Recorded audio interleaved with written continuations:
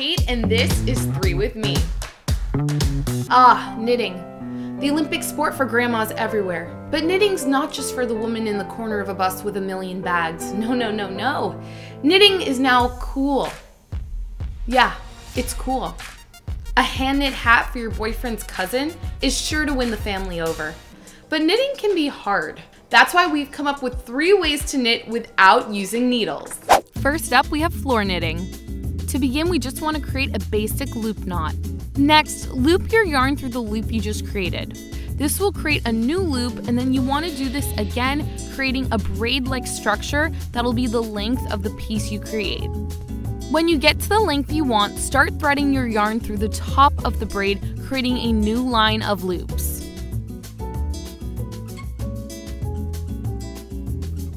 Continue to do this to the end until you then have to go back and forth until you get to the length you want for your piece. When you're done, with each new loop you create, take the previous loop and put it over that one you just made, so that way you're creating a braid that'll end off the piece. Then just knot off the end and you're done. My room is not ready for all the things I'm about to floor knit. Blankets, pillowcases, rugs. My decor ability is about to go up 120%. Next, we have the knitting machine, which is a fast and easy way to make different types of hats and knit panels. Begin by threading your string around the black needle and then slowly crank while you thread the yarn under and over each needle. Do this until the yarn is fully complete around the circle and hits the black needle again. Once you're done, you can just crank away. Keep cranking the machine until you reach the length of the piece you want. Once you're at the length you want, cut an extra long piece of string from the yarn ball. Then thread a plastic needle through your yarn. Slowly crank away, letting the needle drop each stitch, and then with your plastic needle, thread it through the drop stitch. Do this until you've completely done it around the entire machine. Once you're done with that, you can take your piece off the machine, lay it out flat, and if you want to create a hat, just pull the string you just threaded through. This will create the top of the hat.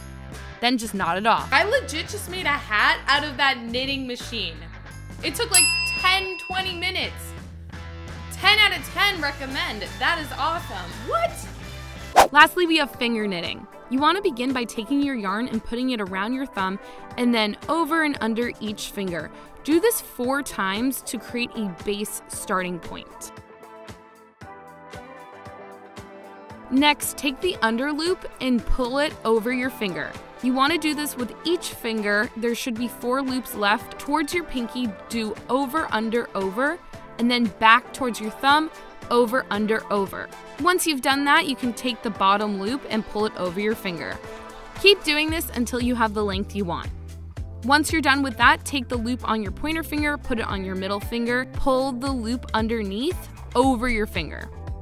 Do this with each finger, creating a braid-like structure at the end, and then you can create a knot and you're done. Your knitting is so easy to do. I'm recommending to all my teacher friends. This would make for such a fun classroom project.